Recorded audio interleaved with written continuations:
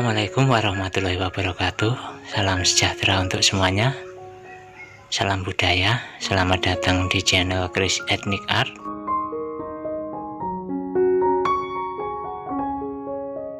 Pada video kali ini saya akan mereview salah satu pusaka atau tindih hasil karya seni yang luar biasa dari nenek moyang bangsa Indonesia.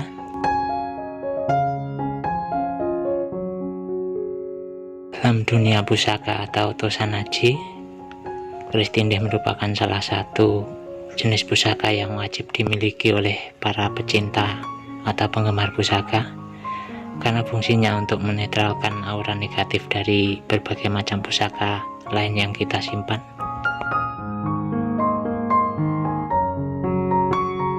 Terkadang kita beranggapan bahwa keris tindih itu harus berupa petok atau jalak budo, tapi untuk setiap jenis pusaka yang tidak berpamor alias kelengan itu termasuk keris tindih dan fungsinya sama saja.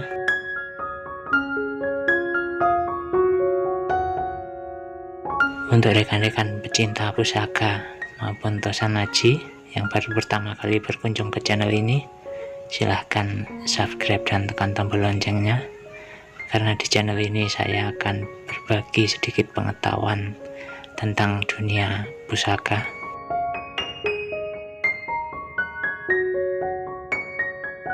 Pusaka yang saya review kali ini memang bentuknya kurang populer dan yang dianggap biasa saja, namun jika kita hanya bertujuan untuk mengambil tuah atau yoninya, maka pusaka ini sebenarnya tuahnya sama saja dengan bedok budo maupun jalak budo.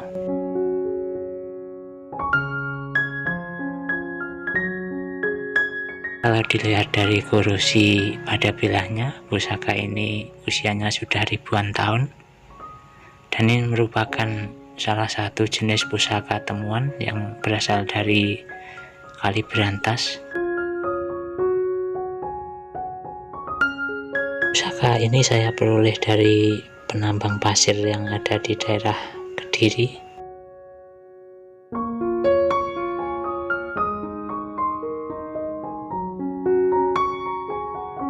Pusaka ini merupakan pusaka kuno yang sudah berusia ribuan tahun. Terima kasih untuk rekan-rekan yang telah berkunjung dan support channel ini. Mudah-mudahan bermanfaat. Wassalamualaikum warahmatullahi wabarakatuh.